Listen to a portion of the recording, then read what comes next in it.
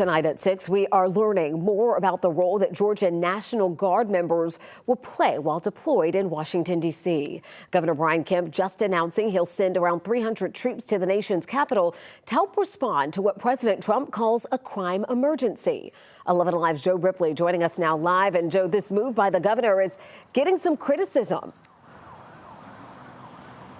That's exactly right, Jennifer. So several lawmakers who just happen to also be veterans spoke out against Governor Kemp's decision to deploy around 300 Georgia National Guard troops to Washington, D.C. We understand tonight that the governor is going to send these soldiers, about 300 of them, along with 16 support staff to the nation's capital. According to a Georgia National Guard spokesperson, these soldiers are going to replace service members who have been in D.C. since last month.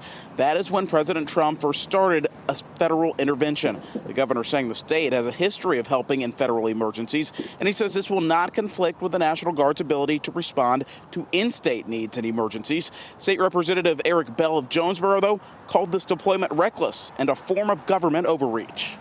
This is not about public safety.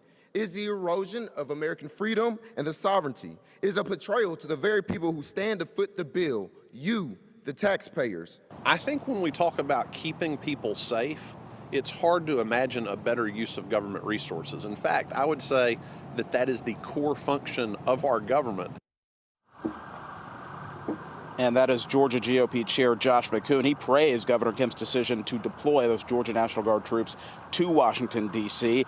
In the meantime, those 300 troops are set to deploy to the nation's capital later this month, joining 7 other states and over 2,200 other guardsmen. We're live outside the Georgia State Capitol in Atlanta. Joe Ripley, 11 Alive News. All right, Joe, thank you. And this is just another sign that the president's law enforcement operation in D.C.